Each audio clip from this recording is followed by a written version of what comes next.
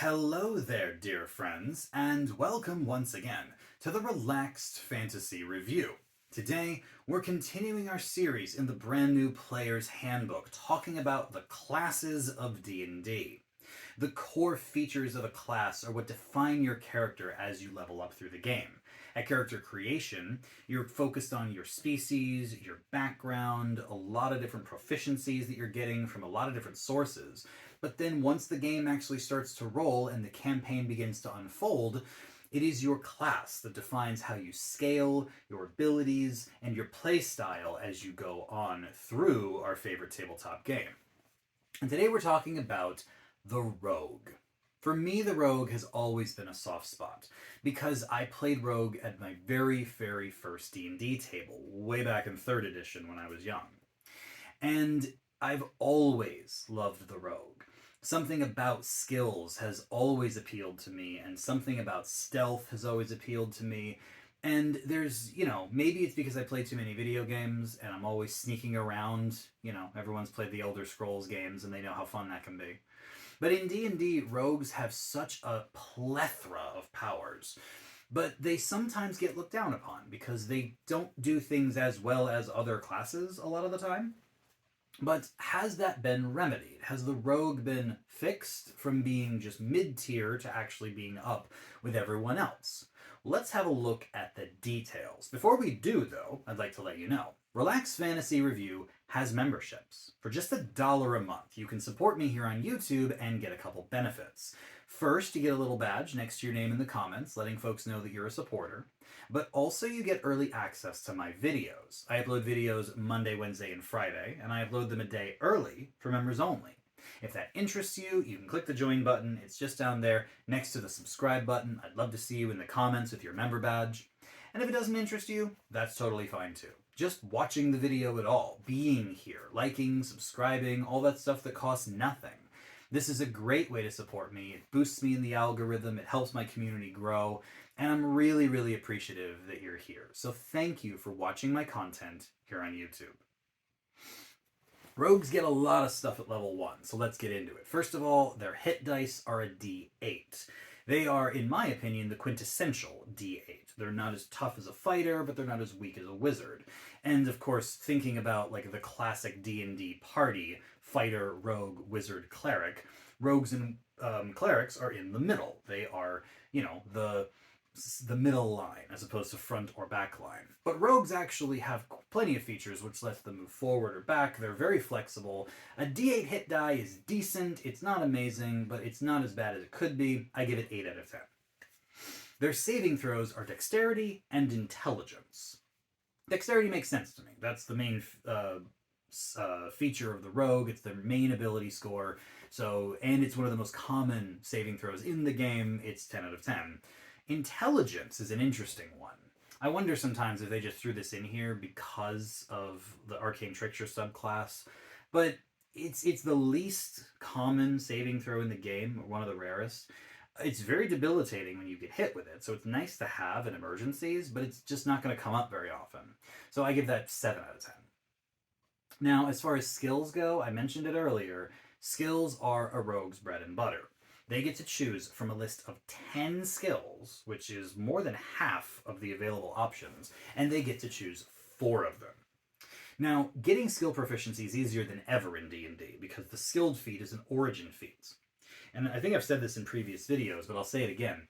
Skills can be pumped if you want to build for them. If you play a human and you're a rogue, you get 2 skills from your background, and if you choose the skilled feat as your background feat, that's 5 from your background. Then, as a human, you can choose a skill of your choice and the skilled feat, which gives you 9 in total before you even chose your class. As a rogue, you can choose 4 more, giving you 13 skill proficiencies. That's almost 3/4 of the skill proficiencies in the game at level 1. Now, obviously, proficiency at level 1 is just a +2 bump, but the fighting style that is archery is just a +2 bump to attack rolls, and that's considered one of the best fighting styles in the game. Now, some people say, well, yeah, but getting a bump to your attacks is better than getting a bump to a skill. Why? Why is that better?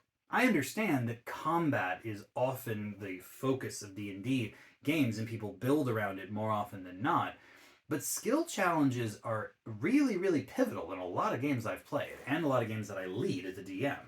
I think that skill challenges are incredibly fun.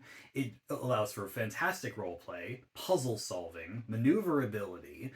There is combat in skills too. If you're going for athletics or acrobatics, knowledge based skills are a lot of fun. If you're going for lore dump and storytelling, and charisma based skills are fun as well. And you get to have 13 if you really want to. And even if you don't build for that, if you choose a species that has no skill buffs, you're still getting 2 from your background and 4 from your class now. That's 6. That's more than most. This is 10 out of 10. The rogues are the best skill build in the game. This is boosted a little more later on, and we'll talk about that. But let's get back to their base features. Weapons. They are proficient with all simple weapons, and then all martial weapons that have the finesse or light property. Light property grants you things like short swords and scimitars and hand crossbows. The finesse property grants you rapiers. I think it grants you the whip. I'd have to double check that, but there's options here for sure. And it's good. I mean, as a rogue, you're going to be leaning mostly into dexterity 99% of the time. So you want finesse or light weapons. This means that dual wielding works for you, single weapon fighting works for you, ranged weapon fighting is amazing for rogues. This is fine. This is 9 out of 10. It's the best you're going to get without just going full martial. You also get proficiency in a tool set, the Thieves' Tools, which is the classic tool of the rogue, allowing you to pick locks and work on traps with ease. Being proficient in them is one of the best tool proficiencies in the game. Every party wants one. So yeah, 10 out of 10. I cannot think of a tool set that I would want more than this if I had to choose just one. Your armor proficiency is light only. This is why rogues struggle with builds that aren't dex based. Because if they could wear medium armor, or carry a shield, for example, then they could, in theory, lean into their strength if they wanted to. They could just put on breastplates, it doesn't take away from their stealth, grab a long sword and a shield, and be a frontliner rogue, but they don't get medium armor, nor do they get proficiency in longswords, I guess, but you could use a rapier to the same effect. But no, it's just light armor. That's it. So that makes you really want your dexterity high, because the best you can do is studded leather. And if you have a middling dexterity, your armor class is just not going to be good enough. You have to get it high. So yeah, light armor only is unfortunate. It does shoehorn you into a dex-based build, so 7 out of 10. It's better than having no armor, but eh. Now you get a few more features still. Expertise. This is what I alluded to earlier with skills. At level 1, rogues get to choose 2 skills that they're proficient in and grant expertise, doubling their proficiency bonus, taking that +2 I was referring to and making it a +4. This means that a well-built rogue who has a 16 in a primary stat like dex and takes expertise in a dex-based skill like stealth could, in theory, have a +7 to their stealth from level 1. And as their proficiency bonus and dexterity scales, they can rocket that bonus really, really fast. By level 5, your expertise points are granting +6, and if you've boosted your dex to 18 by this point, now you're looking at a +4 from dex and a +6, so that's a +10 to your stealth. To succeed on a hide check, you only have to hit a DC of 15. That's a standardized thing now in the player's handbook. So yeah, expertise is solid, and it doesn't have to be stealth. You can grant yourself expertise in perception and survival, in an intelligence-based skill like Arcana, which is powerful in and of itself. Investigation. You could even take athletics or acrobatics or sleight of hand. So many good skills in the game, and expertise just makes them vastly superior. 10 out of 10 for expertise. Then you get Thieves' Cant. This is a ribbon feature which I actually like. Thieves' Cant itself is a feature that just allows you to speak in coded language around other thieves and thieves guilds and rogues, so you can communicate ideas without speaking regular language. It's basically slang talk, but only speakers can understand it. On the flip side, you also do get extra languages. I like languages. I've always liked languages in D&D. I love features that grant you more of them, but they're leaning more away from language proficiency in this player's handbook than they ever have, because everyone starts with like 3 of them, and there's so many ways to get more. So, yeah, it's ribbony more now than ever. So I'm going to give it 7 out of 10 because it's an old favorite of mine, but when it comes to actual practicality, it's really not that strong. Now, you do get weapon mastery as a rogue.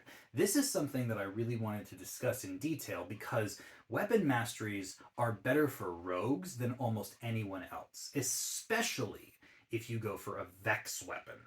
Vex weapon just says that when you hit a creature, your next attack has advantage. And yeah, advantage is really important for rogues. So now you can generate your own advantage with no save involved. It's very, very good.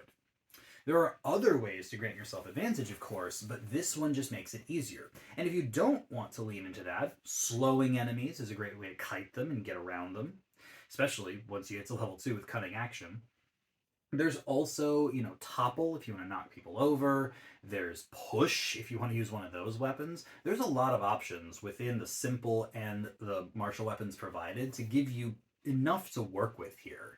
I think that weapon masteries are 10 out of 10 for anybody, and I think they are especially good for rogues who needed a little bit of a boost when it came to their weapon fighting. Because they don't get a fighting style, unfortunately. But weapon mastery is, I think, arguably better than a fighting style. I guess it depends on what you're going for. But finally at level 1, yes, we're still at level 1, you get sneak attack. And this is the scaling damage feature that every rogue loves. To trigger a sneak attack, you must be using a finesse weapon or a weapon that's ranged. So you can do this with bows, crossbows, you can do this with throwing daggers, or you can do it with any finesse weapon that you can use. It doesn't say you have to use dex, although you have to use dex if it's a ranged weapon, because you can't use strength with those. But if you were holding a rapier, for example, with the finesse property, and you just happen to have a good strength instead of a good dex for some reason, yes, you can still sneak attack that way. The other thing you need to trigger sneak attack is that you have to either have advantage on the attack, which just automatically gives it, or you have to have an ally standing within 5 feet of the enemy you're hitting. So there's a distraction involved here. You either have advantage and can really hit the weak spot, or your ally is there giving you a little bit of a distraction. It doesn't grant you advantage automatically because the flanking rules aren't here anymore, but it's still handy. And yeah, it's a scaling damage, an extra d6 once per turn, which then goes up an extra d6 every 2 levels. So at level 1, it's 1d6. At level 3, it's 2d6. It's effectively half your rogue level rounded up. This is important because those d6s are actually not just a counter anymore. They are a resource which we're going to use later on. So remember that. Your sneak attack damage is not just a number. It's actually a pool of dice, which are normally dedicated to damage, and we're going to use them more later on. The base sneak attack is phenomenally strong. It's one of the best things rogues get. I'm still only going to give it 9 out of 10, because you still have to meet the prerequisites, and it's just on 1 attack per turn. Rogues normally get only 1 attack per turn, but whatever.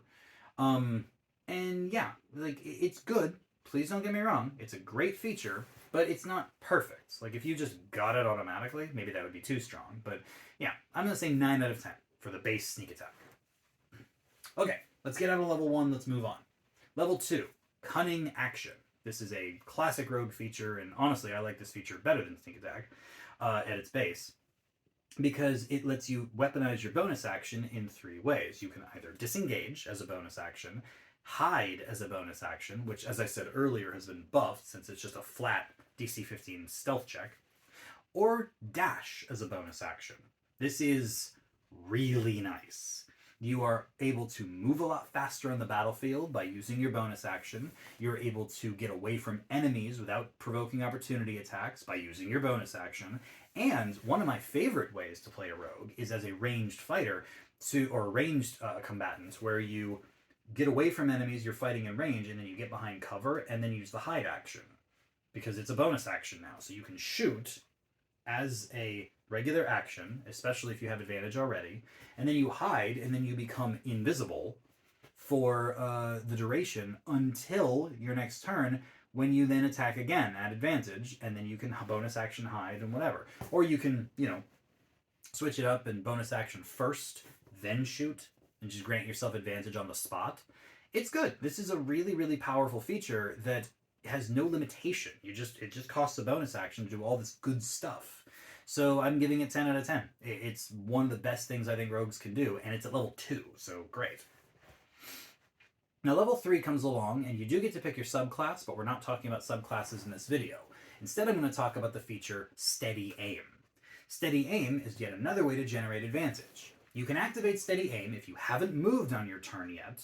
If you move, then it takes it away. And once you use it, you can't move either. So basically, you are trading your movement speed, which is a resource. Let's remember, movement speed matters, especially when you can dash as a bonus action.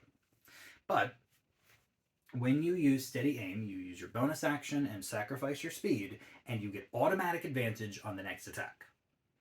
This used to be one of the best features rogues had. Now that weapon masteries exist, it's not quite as good, but it's a good way to start a fight. So if you're using a Vex weapon, you can Steady Aim turn 1, advantage, sneak attack, hits. Then, because you hit, you have advantage on the next attack you do. So you are constantly granting yourself advantage, and you only have to sacrifice your movement and your bonus action on the first turn, or if you miss afterwards.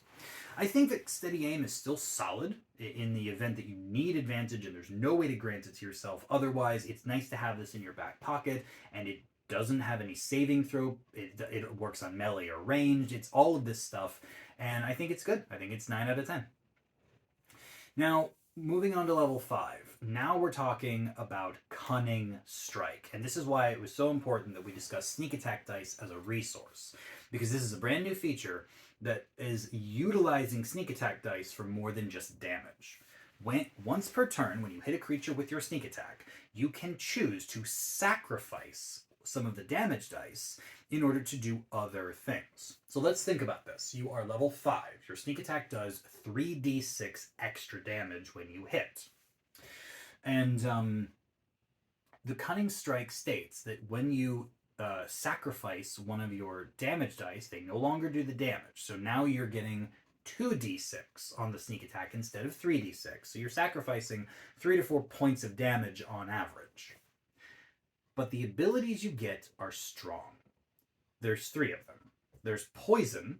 If you have a Poisoner's Kit on you, you can just use a sneak attack die, cancel out 1d6 of damage, and instead force the target to make a con save. If they fail, they are poisoned for a minute.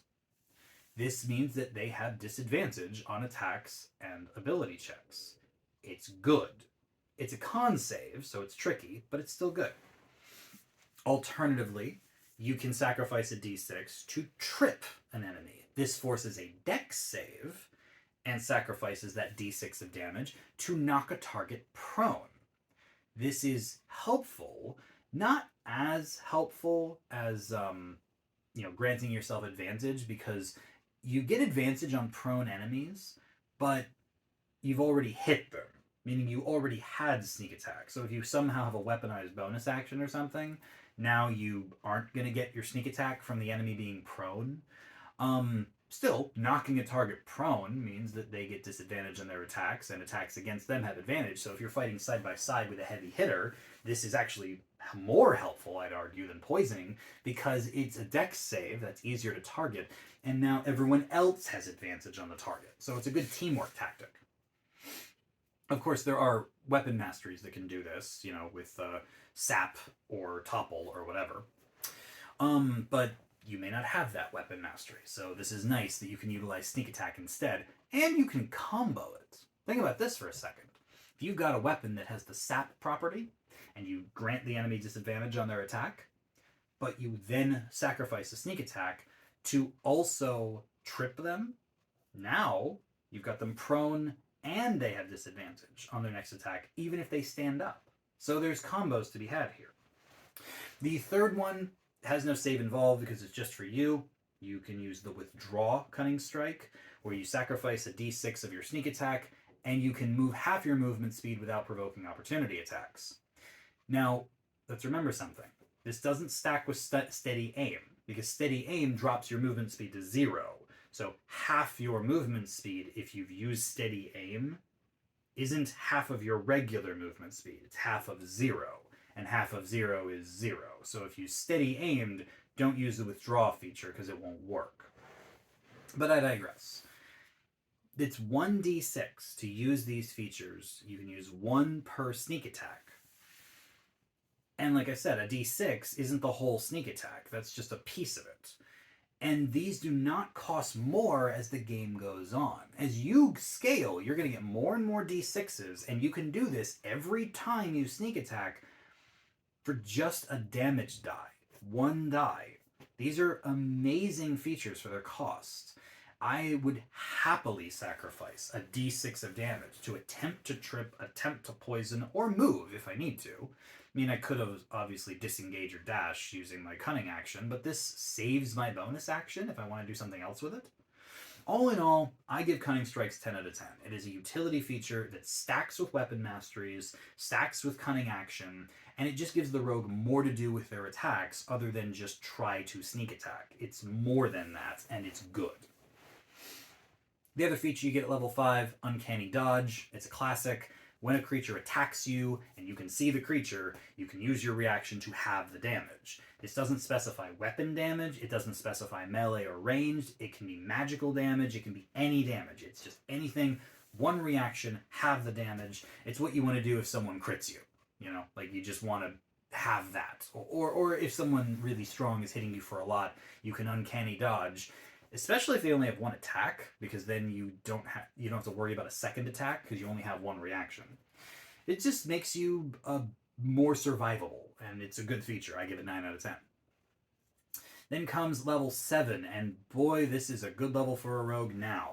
First of all, you get evasion, which you've always gotten, and it is a feature which says that if you're making a dex save against an area of effect ability that would normally take half damage on a success and full damage on a failure, now you take half damage on a failure and no damage on a success. It's how rogues can be hit by a meteor swarm and take no damage at all, or hit by a fireball and take no damage at all. It is a very, very powerful feature, and I give it 10 out of 10. The other thing they get is Reliable Talent. This used to be something they got at level 11. Now it's level 7. And I want to reiterate, skill builds are strong, especially if you're a rogue. Reliable Talent takes that ability and cranks it up so high that no one can catch them. Any skill that you're proficient with, or tool that you're proficient with, by the way, it counts for tools as well, you cannot roll lower than a 10 on your d20 test. So you roll your die, you get a number, you add your modifier to it. That's your skill check or your tool check. But now you roll the die, and if it's less than 10, you just make it 10. This doesn't make the final result 10. It makes the die 10. So let's go back to my discussion about stealth. You're level 7. Your proficiency bonus is 3. You have expertise in stealth and an 18 dexterity. That means you've got a plus 10 to any stealth check. Reliable Talent says that if you roll, a 3 or something, no, you didn't. You just rolled a 10. Meaning that the lowest possible stealth score you can get with this particular example is 20. That's the lowest you can get. You can still get up to 30 if you roll like a nat 20 or something, which you can do with any skill that you're proficient with or have expertise with. It is ungodly strong. And because you can build around skills in this game so easily now, Reliable Talent is not only stronger for it, it comes online earlier. They are really pushing the rogue to be a skill machine, passing skill checks with ease and having more proficiencies to do it with. I didn't mention that expertise, you get 2 more of them at level 6, which is the level before this one. And so now you're going to have 4 expertises, and with reliable talent, you're just not going to fail skill checks anymore. It is very regular to see high-level rogues getting a minimum of 25 on like 4 or 5 different skills. It's insanely strong. So 10 out of 10 for reliable talent. Level 7 is now the rogue's level. This is when they become the best version of themselves, if you ask me. Now we're going to move on to level 11, when they get improved cunning strikes. See, they've still been cunning striking this whole time. Level 11, you've got, is that 6d10 now that you've got? Or 6d6, rather? 6 sneak attack dice. And you're still just using 1 for poison, trip, or withdraw. Now, with improved cunning strikes, you can do 2 at a time. So you can poison and trip, or poison and withdraw, or trip and withdraw. Take your pick. And because you're comboing these with weapon masteries more often than not, that means that with 2 sneak attack dice sacrificed for damage, so 7 less damage on average, you can add 2 effects, effectively stacking 3 debuffs on an enemy every single sneak attack. That's a lot of debuffs. Like, people talk about spellcasters debuffing the battlefield, and sure, they have like AoEs, like Hypnotic Pattern or Fear, but this is against a specific enemy, and if they're failing their saving throws, you can essentially provide 3 different effects, 1 weapon mastery and 2 cunning strikes, giving them poison, prone, and something else that comes from your weapon. This is very, very strong, and a very fitting feature at level 11 when fighters are getting, extra attacks and paladins are getting extra damage on their hits. No, you're getting more utility on your attacks. And you're still getting 4d6 sneak attack damage if you choose to do this. So yeah, I give this 10 out of 10. We're doing real good. Level 14. Now we're going to discuss the advanced cunning strikes, known as devious strikes. These are actually more expensive than cunning strikes. They take more sneak attack dice than just 1. And there's 3 options. The first one is daze. When you hit somebody, you can force them to make a con save. When you do so, if they fail it, you spend, I think it's 2d6, so 2 of your sneak attack dice. And when you do it, if they fail their con save, they are effectively slowed. Their speed doesn't go down, but they can only move, take an action, or a bonus action on their next turn. This is an incredibly powerful debuff. It costs more sneak attack dice and forces a con save, so it's not always going to work, but it's very strong. Then there's the obscure feature, which also takes 2d6 sneak attack damage, I think. Maybe it's 3d6. This forces a dex save when you hit with sneak attack, and it creates the blinded condition. What's better than giving an enemy the poison condition so they have disadvantage on their attacks? Why blinding them? So they have disadvantage on their attacks, you have advantage, everyone else does too, and they can't opportunity attack you because they can't see you. So this is kind of like mixing poison, trip, and withdraw, because it's kind of doing all 3 at once with a single dex save involved. Not bad at all. And then the real one that everyone's excited about, knockout. Yes, with a sneak attack and sacrificing 6d6, most of your sneak attack dice. At this point, you have 7d6, so you're sacrificing basically all of them. To force a con save, again, this is a tricky save, so it's not always going to work. But if you land it, and they fail their save, they become unconscious. You knock them out, just straight up. They fall prone, they're unaware of their surroundings, they drop what they're holding for the next minute, or until they take damage. But assuming that you don't want to kill them immediately, you can just knock them out and then tie them up. Or, since they're unconscious, you can just send over your heavy hitter and say, hey, that one's out, crit him. Because if an unconscious creature is hit, then it's an automatic crit by a melee attack. It's a very strong Devious Strike, it just takes so much sneak attack damage that you really only want to use it in very specific situations. But I'm sure gonna try it when I'm playing a rogue. Like, I'm gonna attempt this if I'm a high level rogue for sure. Um, yeah, these are not as good as the Cunning Strikes in my opinion. Obscure is pretty good, like that one. But they take more. And considering that you can do improved Cunning Strikes and you've been able to stack Cunning Strikes for this a little while anyway, this gives you more versatility, more options, but they're also more expensive. I think I would still be trying Poison and Trip more often than I would be spending the extra d6 to Obscure, because even getting one of those effects is better than getting none of them if you fail the Obscure, if they succeed their saving throw. Still good. These are all still very good features. I'm giving Devious Strikes 9 out of 10. Level 15, you gain the Slippery Mind feature. You now gain proficiency in your Wisdom and Charisma saving throws. Oh yes. You've been proficient in Dex and Intelligence this whole time. Now you gain Wisdom and Charisma, so you are proficient in 4 out of the 6 saves. Now you're level 15. Monks got this and more at level 14, but those are monks. You're a rogue.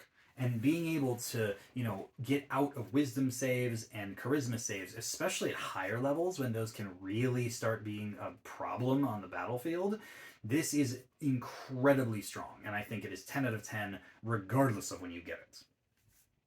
Level 18, the elusive feature. This is one of those interesting ones, which is gonna come up more at high levels, so it makes sense it comes in at level 18.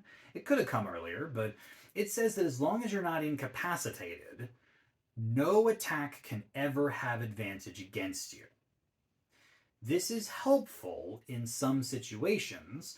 This one makes you want to be a barbarian rogue because you could have 2 levels in barbarian with reckless attack, but then this feature wouldn't happen until level 20.